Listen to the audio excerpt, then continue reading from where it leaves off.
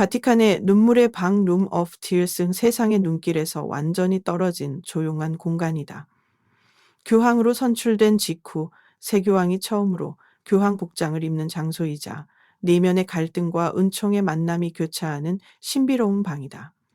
레오 14세, 본래 로버트 프레보스트 추기경은 그 방의 문을 천천히 열고 들어왔다. 아직 붉은 추기경 복장을 입고 있었고 그의 표정에는 경애와 부담, 그리고 깊은 감동이 함께 어우러져 있었다. 그 순간을 지키고 있던 스위스 군의병 한 명은 아무 말 없이 고개를 숙이며 경의를 표했다. 방 안에는 크기별로 준비된 세 벌의 교황 복장이 정갈하게 걸려 있었고 발치에는 검정색의 단순한 구두 한 켤레와 전통적인 붉은 구두 한 켤레가 놓여 있었다. 그것들은 단순한 의복이 아니었다. 각각이 상징이며 시대와 방향성, 영적 선택을 의미하는 상징물이었다. 레오 14세는 복장 앞에 멈춰 섰다. 그의 시선은 특히 붉은 스톨, 어깨에 두르는 띠에 머물렀다. 이는 복음서의 내 복음사가 상징이 수놓아진 전통적인 스톤이었다. 이전 교황 프란치스코는 이 스톤을 생략하고 순백의 복장만 입고 발코니에 나섰던 상징적인 행보를 보였다. 단순함과 소박함, 민중과의 일치를 선택한 것이었다. 하지만 이 순간 레오 14세는 그 스톨을 손끝으로 조심스레 만졌다. 그의 입술은 조용히 움직이며 기도했다. 주님, 전통과 새로움, 두 날개로 이 교회를 이끌 힘을 주소서. 그는 스스로에게 말하듯 속삭였다. 그 선택은 단지 스토를 고르는 것이 아니었다. 교황으로서의 방향, 교회의 미래를 향한 신학적 메시지였다. 전통을 완전히 되돌아보지 않으면서도 단순함만을 고집하지도 않는 그 둘의 조화를 이룬 새로운 길을 택하려는 깊은 내적 결단의 순간이었다. 이후 그는 천천히 붉은 추기경 복장을 벗었다. 27년간의 아우구스티노 수도자로서의 삶, 12년간의 주교 사목, 3년간의 추기경 직무를 되새기며 옷을 벗을 때마다 조용히 속삭였다. 그 모든 삶의 시간들이 바로 이 순간을 위한 준비였음을 고백하듯. 그는 이제 교황도 추기경도 아닌 그저 한 사람으로서의 자신을 내놓고 있었다. 그는 가슴 주머니에서 작은 메달을 꺼냈다. 성모 마리아의 형상이 새겨진 메달이었다. 그것에 입 맞추고 눈을 감은 채 다시 한번 짧지만 간절한 기도를 드렸다. 성모님, 교회의 어머니시여, 저를 이 길로 인도해 주소서. 제가 내리는 결정이 당신의 아드님과 당신을 영화롭게 하게 하소서. 그는 검은 구두를 선택했다. 이는 프란치스코 교황의 단순함과 섬김의 정신을 계승하겠다는 명확한 메시지였다. 하지만 동시에 그는 전통적 스토어를 어깨에 걸며 베네딕토 16세와 요한 바오로 2세의 유산도 잊지 않았다. 그의 선택은 양극단이 아닌 영적 통합이었다. 마지막으로 그는 교황의 십자가를 선택했다. 화려한 보석이 박힌 십자가가 아닌 은으로 된 단정하지만 기품 있는 십자가였다. 그는 그 십자가에 입맞추며 말했다. 십자가, 단순하면서도 가장 깊은 의미를 지닌 상징. 이 상징이 나를 잊지 않게 해주십시오. 그의 손은 마지막으로 가슴 주머니를 다시 만졌다. 그곳에 성모 마리아의 메달이 아직 있다는 것을 확인하며 안도한 듯 고개를 끄덕였다. 그리고 거울 앞에 섰다. 순백의 교황복, 붉은 스토, 검정 구두, 은 십자가. 새로운 정체성이 그의 어깨 위에 완성되었다. 그는 조용히 중얼거렸다. 이 옷이 나를 교만하게 만드는 것이 아니라 나를 이끌고 지탱해주는 짐이 되기를. 그의 눈빛은 이제 단호해졌고 평온함이 그 얼굴에 가득했다. 외적인 변화는 이미 끝났고 내적인 변화 또한 완성된 듯했다. 이제 그는 발코니를 향해 걸음을 옮겼다. 그리고 세상은 처음으로 레오 14세를 맞이하게 된다. 새 교황으로 선출된 직후 로버트 프레보스트 주의영은 이제부터 레오 14세라는 이름으로 교회를 이끌어야 한다는 엄청난 사실과 마주하게 된다.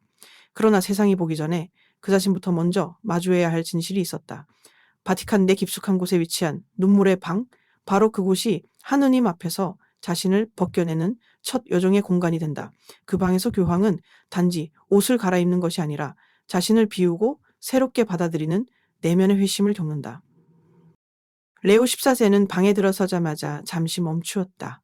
앞에는 전통적으로 준비된 교황 복장이 걸려 있었고 테이블 위에는 두 개의 스톨이 놓여 있었다.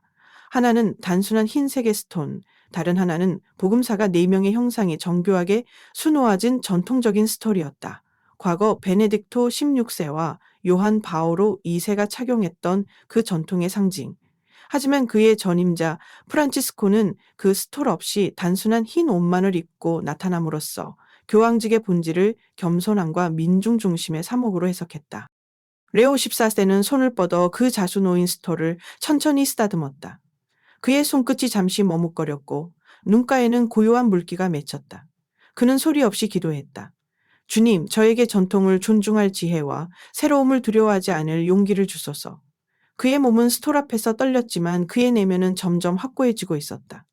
그는 단지 하나를 선택해야 한다는 이분법을 넘어서 둘 사이의 가교를 놓고자 했다. 그는 속으로 대녔다. 단순함이 없으면 전통은 빈 껍데기가 되고 전통이 없으면 단순함은 뿌리를 잃는다. 그 말은 마치 그의 앞으로 펼쳐질 교황직 전체의 방향성을 요약하는 듯했다. 그는 단순한 선택이 아닌 신학적이고도 목회적인 분별을 통해 그 스토어를 어깨에 걸었다. 그것은 단순한 옷이 아닌 신앙 공동체를 위한 신중한 선언이었다. 이어서 그는 검정 구두를 집어들었다. 붉은 전통 구두는 곁에 있었지만 그는 프란치스코의 발자취를 따라 소박한 구두를 선택했다. 그리고 말했다. 어부의 발은 고요한 대리석 위가 아닌 먼지 나는 거리 위를 걸어야 한다. 그의 선택은 과거의 유산을 부정하지 않으면서도 시대의 소명을 실천하는 방향을 향하고 있었다. 그는 옷을 갈아입으며 하나하나의 단추를 채웠다. 사롬 세계의 단추, 예수 그리스도의 삶의 해수를 상징한다는 그 수. 그는 마지막 단추를 채우며 말했다. 이 단추는 희생이다. 모두가 이 순간을 위해 존재했다. 그는 자신의 존재를 한 조각씩 해체하고 새로운 존재로 조립해가고 있었다. 또한 그는 가슴속에서 성모 마리아의 작은 메달을 꺼내 입맞췄다. 성모님, 저를 숨겨주시고 저를 대신하여 말해주시고 제가 드러나는 순간마다 당신의 자비가 보이게 하소서. 이 기도는 그의 사도직이 단순한 관리자의 직무가 아니라 영혼을 맡는 어머니적 책임임을 드러냈다. 마지막으로 그는 거울 앞에 섰다. 새 복장을 입은 자신의 모습을 처음 마주하는 순간 그는 오랜 침묵 끝에 말했다. 나는 아직도 나이지만 이제 나는 더 이상 나만이 아니다. 이 고백은 그가 자신의 개성과 내면을 지우는 것이 아니라 그 위에 사명을 더하는 것임을 의미했다. 정체성의 소멸이 아니라 확장이었다. 문을 나서기 전 그는 한 번 더 주머니의 메달을 만지며 속삭였다. 주님, 제 눈이 아닌 당신의 눈을 세상이 보게 하소서. 제 음성이 아닌 당신의 음성이 울려 퍼지게 하소서. 그리고 그는 조용히 그러나 단호히 말했다. 이제 나아가야 할 때입니다. 교회가 기다리고 있습니다.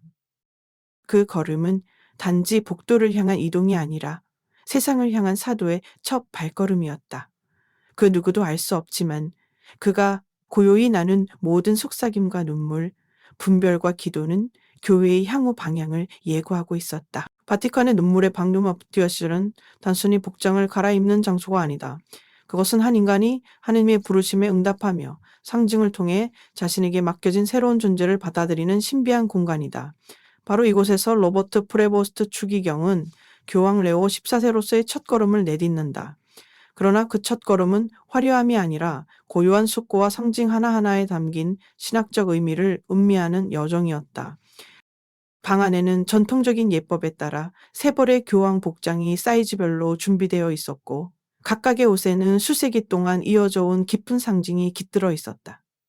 레오 14세는 흰색 제의 앞에 멈추었다. 손끝으로 천을 살짝 만지며 그는 중얼거렸다. 역사가 깃든 천이군요. 이는 단순한 소재가 아니라 사도들의 계보를 잇는 상징적인 직물임을 그는 알고 있었다. 그는 한 벌에 옷을 집어들고 자세히 바라보았다. 옷에 달린 34개의 단추. 예수 그리스도의 삶의 해수를 상징하는 이 단추들은 하나하나가 단순한 문제가 아니라 구원의 여정에 대한 묵상이었다. 그는 단추를 채우며 천천히 말했다. 각 단추마다 주님의 한내가 녹아 있구나. 순명, 전도, 고통, 그리고 부활까지. 마지막 단추에 손이 닿았을 때 그는 속삭였다. 이것은 바로 희생의 해. 그 순간 그는 단지 옷을 입은 것이 아니라 구속사의 상징을 자신의 몸에 감싼 것이다. 이어진 것은 어깨에 걸칠 스토리였다. 책상 위에는 두 가지 선택지가 놓여 있었다. 하나는 내 복음사가 순화진 전통 스토, 다른 하나는 단순한 형태의 흰색 스토리였다. 전임 교황 프란치스코는 단순함을 택했고 그의 첫 등장에서는 스토조차 생략되었다. 하지만 레오 14세는 천천히 전통 스토를 손에 들었다. 네 명의 복음사가 전하는 하나의 진리, 서로 다른 목소리지만 하나의 복음. 그는 계속해서 중얼거렸다.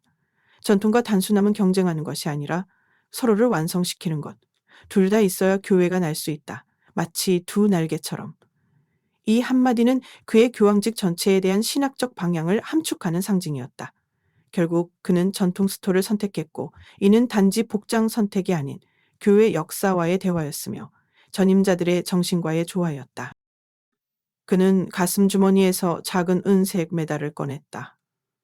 성모 마리아의 형상이 새겨진 그것은 오직 그만이 아는 믿음의 상징이었다.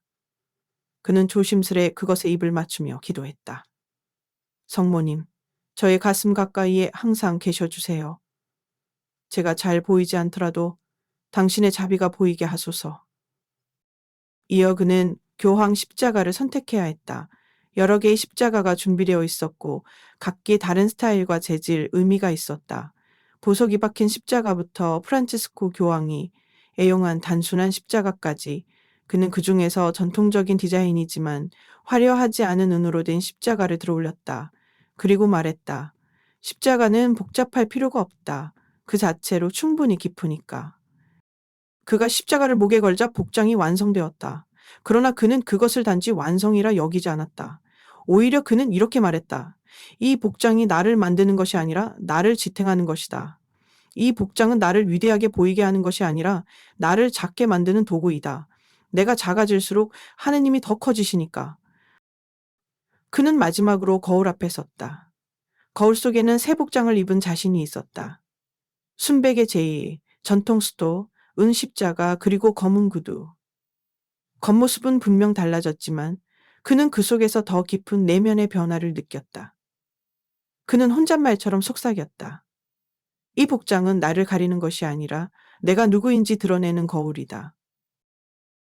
곧 그는 문을 열고 발코니로 향했다. 하지만 그가 들고 나간 것은 단순한 옷이 아니었다. 그것은 상징이었고 선언이었고 소명이었다. 레오 14세는 교황으로서의 길을 단지 권위로 걷지 않겠다고 상징과 내면을 일치시키며 걷겠다고 조용히 그러나 단호히 선택한 것이다. 눈부신 스포트라이트와 전 세계 언론의 이목, 성 베드로 대성당의 발코니 아래 모여든 수만 명의 군중. 교황이 되는 순간은 역사적이고 전례적이며 상징으로 가득한 시간이지만 그 모든 겉모습 뒤에는 오직 하느님만 아시는 조용한 내면의 이야기가 있다. 레오 14세, 새로 선출된 교황은 화려한 등장보다는 보이지 않는 중심에 더욱 무게를 두고 있었다. 눈물의 방에서 교황 복장을 갖추는 동안 그는 반복해서 가슴 주머니를 만졌다. 그 안에는 성모 마리아의 작고 낡은 메달 하나가 담겨 있었다. 세상 사람들은 그가 입은 흰색 제이, 어깨 위에 걸린 전통적인 스톨, 은 십자가, 그리고 검은 구두를 주목했지만 그는 오히려 보이지 않는 것들에 더 집중하고 있었다. 그는 조용히 속삭였다. 이 옷이 나를 높이지 않게 하소서. 이 역할이 나를 가리지 않게 하소서.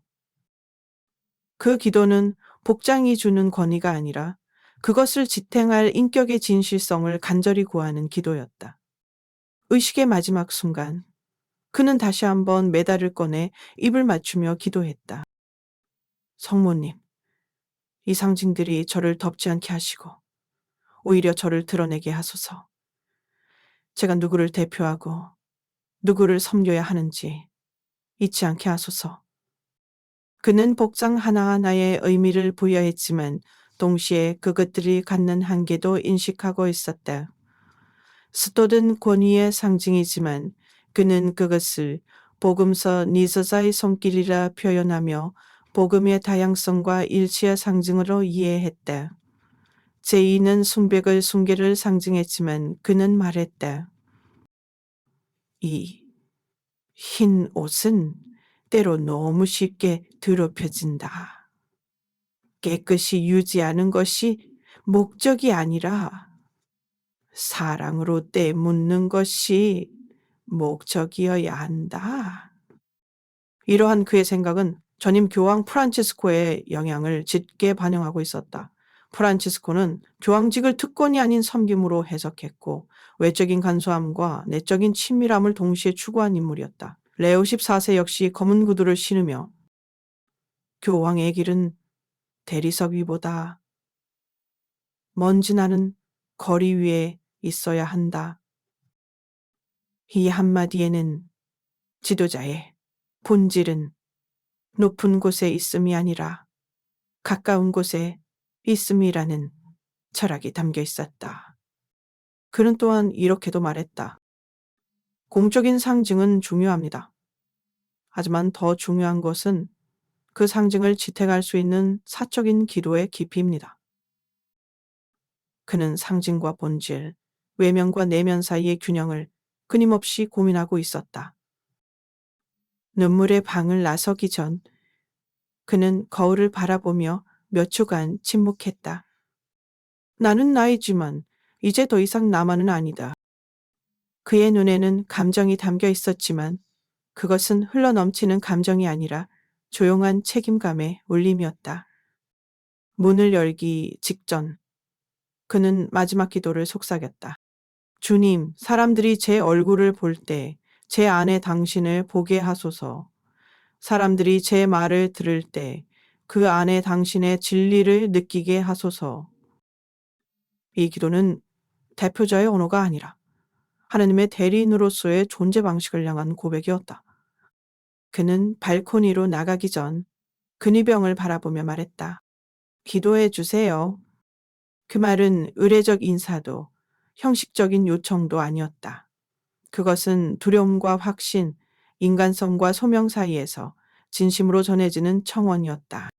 근위병은 고개를 숙이며 답했다. 기도하겠습니다, 성아. 그 짧은 응답 속에는 두 남자, 한 명은 교황, 한 명은 증인의 위치에서 나눈 무언의 연대와 경외감이 담겨 있었다. 세상은 그가 발코니에 등장했을 때 그가 선택한 복장을 보았고 연설을 들었으며 사진을 찍었다. 하지만 그 누구도 그의 마음속에서 일어난 내면의 변화, 상징을 넘어선 기도, 그가 느낀 떨림과 고요함을 직접 보지 못했다. 그는 단지 복장을 입은 것이 아니라 영적 중심을 품은 사람으로 변화된 것이었다. 그는 오직 하느님과 자신만 아는 조용한 결정들을 통해 앞으로의 교황직이 어떤 방향으로 나아갈지를 결정했다. 레오 14세는 알고 있었다. 사람들은 내가 입은 것을 기억하겠지만 하느님은 내가 어떻게 살아가는지를 기억하실 것이다. 성 베드로 대성당의 붉은 커튼이 천천히 젖혀지고 밝은 조명이 교황의 얼굴을 비추는 바로 그 순간 전 세계 수억 명의 눈이 그를 바라보고 있었다. 그러나 레오 14세에게 이 찰나는 단지 등장 이상의 의미였다. 그는 옷을 갈아입은 사람이 아니었다. 완전히 새로운 마음을 지닌 존재로서 세상 앞에 서 있었다. 그는 눈물의 방에서 성모 마리아의 메달을 가슴 주머니에 다시 넣으며 마지막 기도를 마쳤다. 주님, 이제는 제 얼굴이 아니라 당신의 빛이 드러나게 하소서. 그는 거울 속의 자신을 잠시 바라보았다. 흰 제이, 붉은 스톨, 검은 구두, 은 십자가. 겉모습은 교황이 되었지만 그의 눈빛은 아직도 인간적인 떨림과 겸손으로 가득했다. 곧 의전 책임자가 다가와 말했다. 이제 세상이 기다리고 있습니다, 성하. 레오 14세는 고개를 끄덕이며 복도 쪽으로 발걸음을 옮겼다. 그 길은 단순한 통로가 아니라 한 인간이 교회를 대표하는 표지로 공적 사명에 들어가는 좁은 문이었다. 복도를 지나며 그는 조용히 되뇌었다. 나는 선택되지 않았다. 나는 부름받았다. 그 말 속에는 선출이라는 외적 사실을 넘어 하느님의 부르심에 내면으로 응답한 사람의 자각이 담겨 있었다. 그가 발코니 뒤에 도착했을 때 종소리가 울리고 있었다. 하얀 연기와 함께 헤비뮤스 파파함이 선언된 직후였다. 전 세계는 긴장과 기대 속에 교황의 모습을 기다리고 있었고 군중은 환호와 눈물 속에 그 이름을 속삭였다. 잠시 뒤 붉은 커튼이 열렸다. 레오 14세는 조심스럽게 걸어 나왔다. 군중의 환호가 터졌지만 그는 두 손을 살짝 들어 단순한 인사를 건넸다. 그 순간 그는 말했다. 형제자매 여러분, 여러분의 기도로 제가 오늘 여기 설 수 있었습니다. 저는 미국 시카고에서 왔습니다. 그러나 이제 저는 온 세상을 위한 목자가 되었습니다. 그의 목소리는 부드러웠지만 확고했고 그의 표정에는 감사와 놀라움 그리고 성령의 평화가 가득했다. 그는 이어 말했다. 오늘 이 순간 우리는 단순히 새 교황을 맞이하는 것이 아니라 함께 새 길을 시작하는 것입니다. 이 길은 오직 하느님께만 의지하는 길입니다. 저 혼자 걸을 수 없습니다. 함께 걸어 주십시오. 그의 말은 준비된 선언문처럼 딱딱하지 않았다. 오히려 그것은 기도에 가까운 고백이었다. 그는 사람들과 대화하듯 마치 자신을 잘 모르는 친구에게 마음을 열듯 이야기했다. 그 모습은 세계 곳곳에 감동을 주었고 CNN, BBC, NHK 등 주요 언론들은 이 장면을 위가장 인간적인 첫 인사호라고 표현했다. 그는 발코니에 잠시 머물며 눈을 감고 군중을 위해 기도했다. 입술이 움직였지만 마이크는 꺼져 있었다. 그 기도는 세상을 위한 침묵의 중재였고 교황이라는 역할이 외적인 메시지뿐 아니라 침묵과 중보의 존재임을 나타냈다. 그는 마지막으로 손을 들어 사람들에게 축복을 내렸다. 하느님의 평화가 여러분 모두에게 함께하기를 빕니다. 저를 위해 그리고 교회를 위해 계속 기도해 주십시오. 그 순간 그의 손이 떨리고 있었지만 그것은 두려움의 떨림이 아니라 사랑의 책임감을 느끼는 자의 진동이었다. 그 떨림 속에는 사람의 마음이 있었고 그 마음 안에 하느님의 섭리가 머물고 있었다. 그가 발코니에서 돌아서는 순간 안쪽의 조명이 그를 조용히 비쳤다. 누군가가 조용히 물었다. 어떠십니까, 성화? 그는 고개를 숙이며 조용히 말했다. 이 옷이 저를 지탱해주고 있습니다. 저는 아직도 한 인간이지만 이 옷은 교회를 위한 것입니다. 그 한마디는 깊은 신학적 성찰을 함축하고 있었다. 교황은 교회를 위해 존재하는 상징이며 그는 그 상징 안에 자신의 인격과 믿음을 녹여넣기로 결심한 것이었다. 그날 밤 수많은 사람들이 텔레비전 앞에서 그의 모습을 지켜보며 속으로 말했다. 무언가 다르다. 그 눈빛에 진심이 있었다. 레오 14세는 단순히 선출된 인물이 아니라 헌신을 결정한 사람이었다. 그리고 그의 첫걸음은 그렇게 조용하지만 깊은 울림으로 시작되었다. 교황의 복장은 단순한 제의가 아니다. 그것은 교황 자신이 무엇을 소중히 여기며 어떤 방향으로 교회를 이끌고자 하는지를 드러내는 침묵의 선언이다. 교황 레오 14세는 눈물의 방에서 복장을 입는 순간 단지 겉모습을 바꾸는 것이 아니라 신학적, 목회적 메시지를 세상에 전하고 있었다. 그날 방 안에는 전통에 따라 다양한 선택지가 놓여 있었다.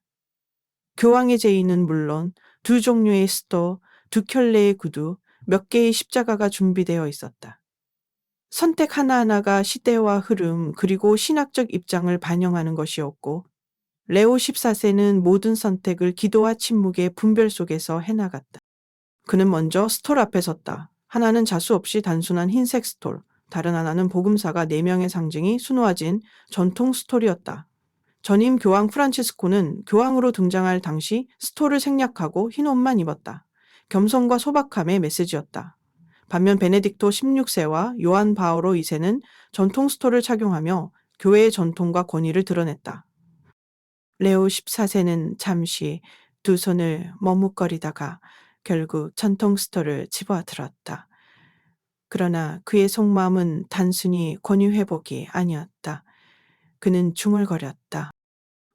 네, 복음사가 전한 한 진리, 다양한 목소리, 하나의 복음, 그 조화의 상징이 바로 이 스토리다.